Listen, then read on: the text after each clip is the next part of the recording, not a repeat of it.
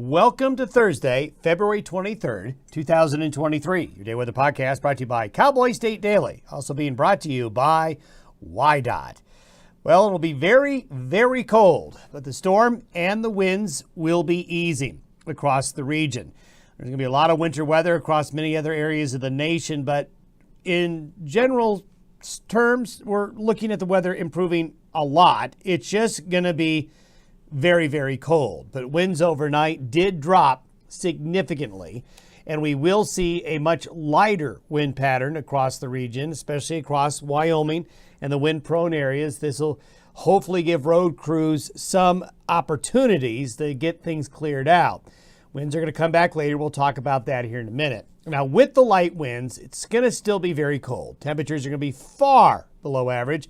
Many areas are far below zero this morning. And we'll have some areas below zero again tonight. Now, there will be a little bit of Pacific moisture coming across the mountains of Utah, Colorado, and Wyoming later today and into Friday, producing a little bit of high mountain snow shower activity. But that's where the snow showers are going to be. Temperatures will be moderating Friday and Saturday. Areas of blowing and drifting snow on some roads and highways will be between Friday and especially on Sunday. We'll show you that. It's going to be in the usual areas. We have a small system come off the California coast through the Central Rockies on Sunday.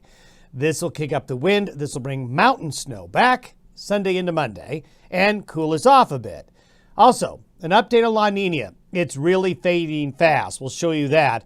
Pattern, though, is going to stay active the last days of February into early March. And what we're seeing 30 to 40 to 60 days out is nothing but a very active and colder than average weather pattern as we go into the last days of winter and into early spring. Now, with all the stormy weather, all of the wind, I know there's some giant snowdrifts out there. If you've got an awesome snowdrift picture, send it to podcast@dayweather.com. Send us that email of your snowdrift, and we'll see who wins the tallest snowdrift award. I think I know where those snowdrifts are the biggest. We'll find out.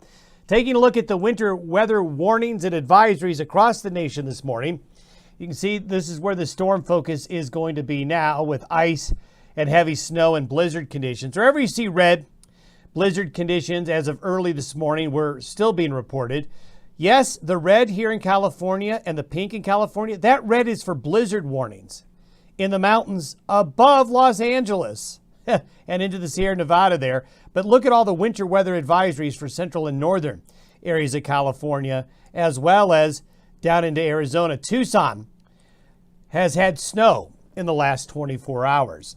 This is why, look at all the cold. These are the temperature anomalies for the middle of the day today.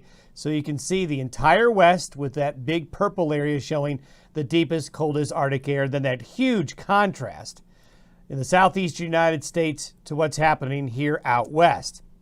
This is why. Big high in the southeast, big low coming down the Washington-Oregon coast. This was yesterday's big weather maker. Doesn't look like much, doesn't it? But that's what happens when Arctic air and Pacific air collide. Now, temperatures will moderate some heading on into the weekend. This doesn't look like a big moderation, does it? Well, it's because it's not. But you can see there's a little bit of a Chinook area right here forming.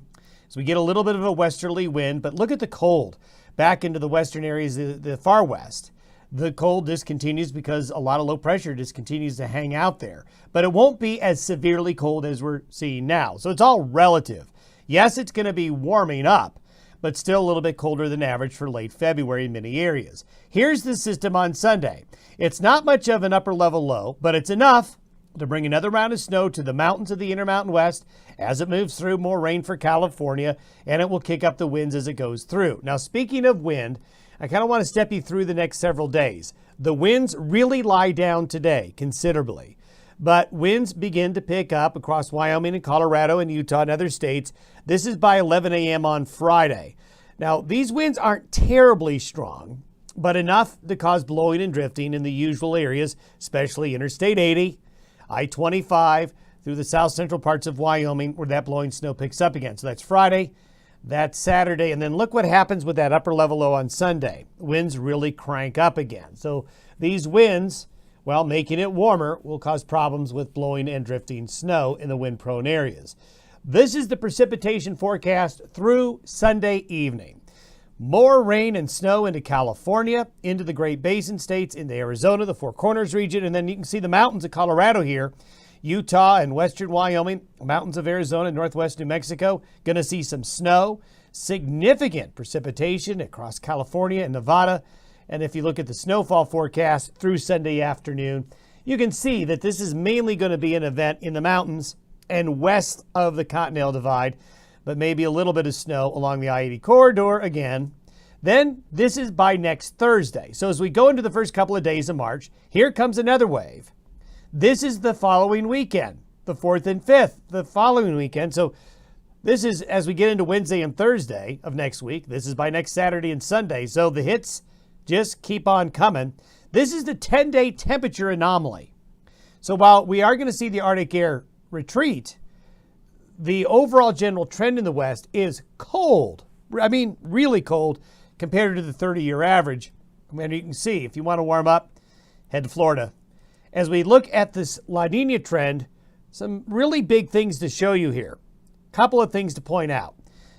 This is the area where we keep track of the sea surface temperature anomalies. Look at how much warmer the anomaly now is off the coast of South America. And this is usually what happens. When we start to see this water anomaly go warmer from colder, we tend to see this expand westward. And you can see that actually with these little dots right here. This is La Nina really beginning to showing signs of fading. It's still there, rather robust there still. Also, we've talked about this at other times this winter. This warm anomaly relative to the average temperatures at sea surface conditions up in the North Pacific, this is a storm generator. Having this warm pool up here is going to continue to produce these storms in the Gulf of Alaska and the Northern Pacific. So the combination of La Nina fading here, this warm pool here, is going to cause a very active spring pattern. And we did not see this last year. Last year, this region was cold as we got into spring. So it's a different set of scenarios. And if you look at the change in just 1 week, this area right here, all this orange and yellow here shows that temperatures in the last week at the sea surface area have gone up. And we do have a new projection. This came out just a few days ago.